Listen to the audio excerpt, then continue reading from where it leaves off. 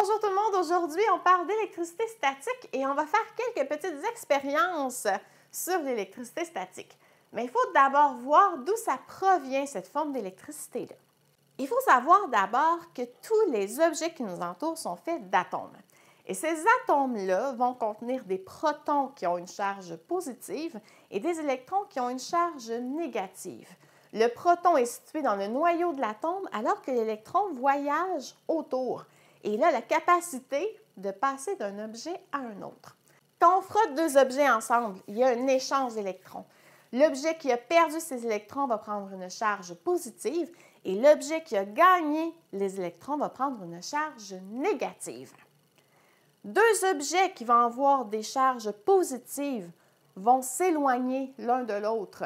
Deux objets qui vont avoir des charges négatives vont aussi s'éloigner l'un de l'autre, mais si on a une charge positive et une charge négative, les objets vont avoir tendance à s'attirer ou encore à échanger leurs électrons très rapidement et c'est à ce moment-là qu'on a un choc électrique. Alors, on va expérimenter maintenant sur l'électricité statique. Je te montre différentes expériences qu'il est possible de faire. Alors, première expérience qu'il est possible de faire avec l'électricité statique, c'est de faire voler du papier. Ben oui, sans y toucher.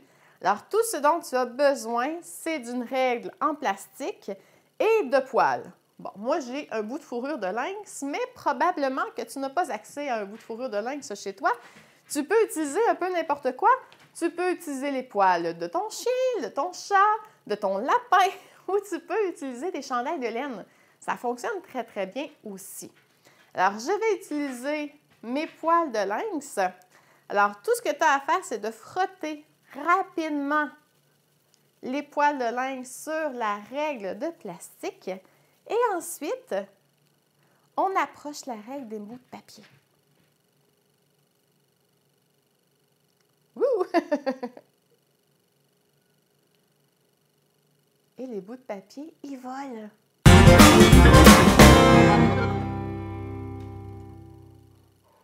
Ah, ça fonctionne bien! Merci, Misty! Si tu n'as pas de règle de plastique, tu peux aussi utiliser, un ballon comme ceci. Tu frottes encore une fois la fourrure sur le ballon et ça fait le même principe. Les petits bouts de papier vont s'envoler aussi. Deuxième expérience pour l'électricité statique. Encore une fois, j'ai mon poids, j'ai ma règle, mais cette fois-ci, au lieu d'attirer des bouts de papier, on va attirer une canette. Et tu vas voir, c'est possible de faire des courses de canettes. Alors, vous vous mettez deux, vous prenez chacun une règle que vous chargez avec votre poêle et vous attirez la canette jusqu'à une ligne d'arrivée et c'est le premier qui réussit à atteindre la ligne d'arrivée. Des heures de plaisir! Alors, maintenant que j'ai frotté ma règle, je l'approche tranquillement de ma canette et tu vois, wouhou! C'est possible de faire avancer la canette. OK. Ça marche! Oui!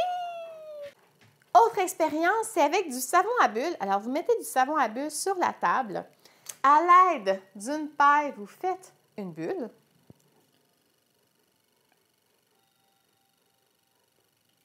Comme ceci.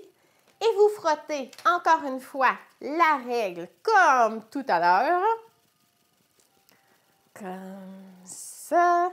Et ensuite, vous approchez la règle de la bulle et la bulle est attirée par la règle. Et si on l'approche trop, ça se peut qu'elle pète. Les éclairs qui se forment pendant les orages et les chocs électriques qu'on prend, par exemple, en sortant de la voiture en hiver, mais ce sont des phénomènes d'électricité statique et c'est possible de les recréer dans une expérience. C'est possible de recréer des éclairs encore une fois avec le même matériel qu'on avait et une clé tenue par une pince à linge. Alors, je vais frotter très fort mon poil sur la règle encore et j'approche du micro. Bon, ça a fait un petit tic. C'est pas aussi intense qu'un éclair, évidemment, parce que je ne peux pas recréer la charge qu'il y a dans un orage, mais ça montre qu'il y a quand même une décharge électrique qui est créée. Alors voilà, j'espère que tu auras toi aussi beaucoup de plaisir à t'amuser avec l'électricité statique et on se revoit une prochaine fois.